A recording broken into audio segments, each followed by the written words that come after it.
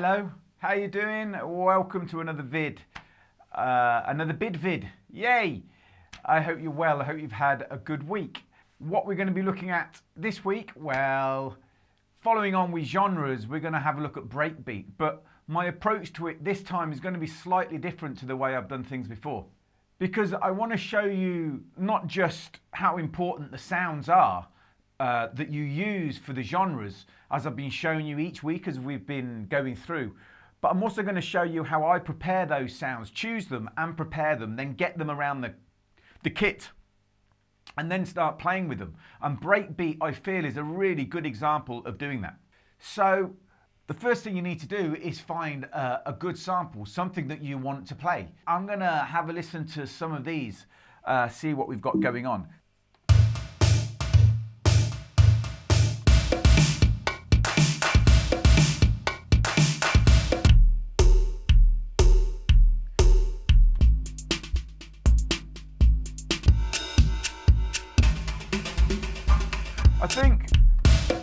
I think, let's go with that.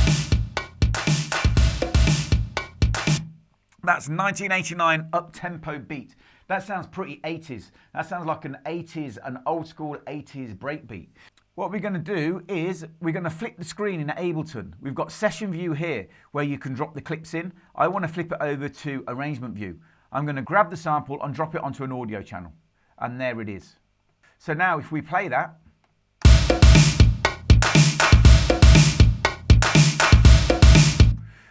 the next thing we need to do is we need to make sure that that is nice and tight. So we go down into the warp function at the bottom.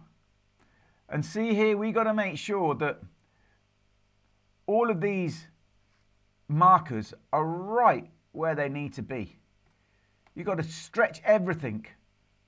It's a little bit too much maybe. So 1.113 is where it's coming. That's pretty good where it is. Let's leave that guy. By making it turn yellow, we're pinning it.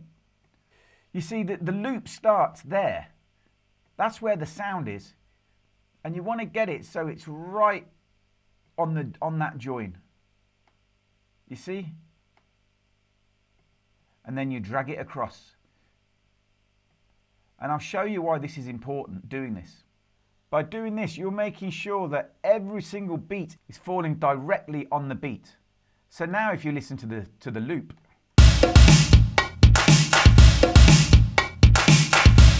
that's so tight.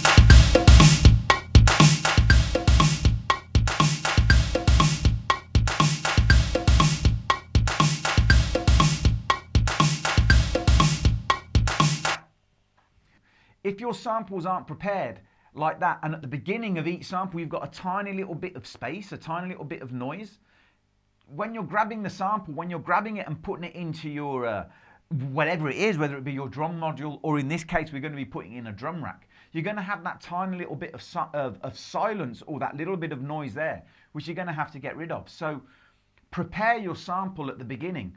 By doing that, it's going to save you less time later on. Now the next thing is to get the sounds around the drum kit. But again, the reason why we've got the drum kit hooked up to the DAW is because the sounds are actually coming from the DAW. They're being triggered from the drum kit, but they're being played and generated from the DAW. So that's the sound source. This is the trigger source. This is where we're triggering them from.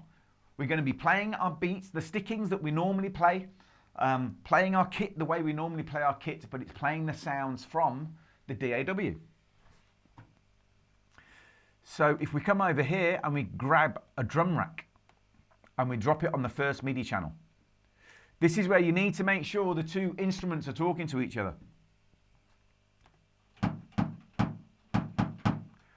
So there's nothing there at the moment, but look, as I hit the kick drum, you get a little play button that comes up down here.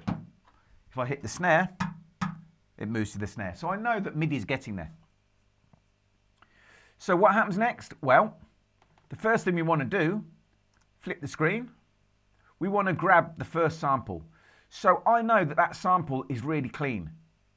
I grab that and I go down here to C1.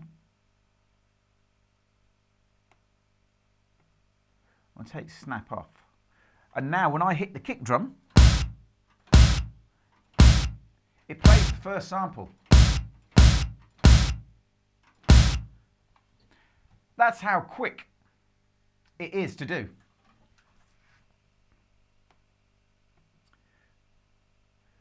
This is the snare sample here.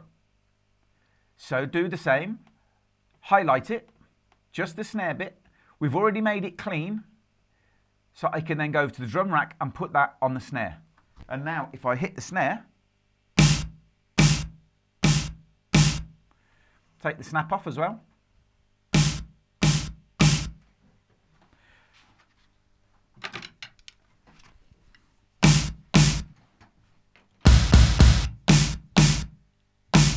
And there you go. You've got the kick and the snare where you want them to be, and they're clean. They're really clean. And once you've done that, if you're happy with them, the next thing you can do is control click on it, crop sample, and there is the sample. Just the sample. You do the same with a kick drum. Crop sample.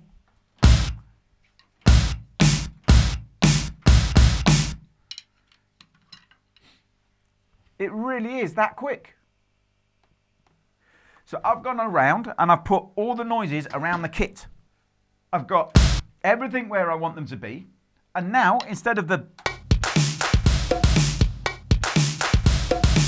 beat being in the computer as a loop, I can now play it.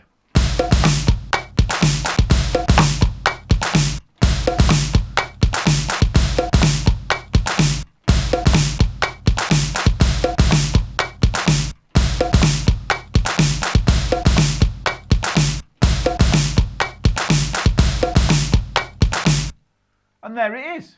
That's how you put a breakbeat around the kit. Thanks for watching. I hope you've enjoyed the video.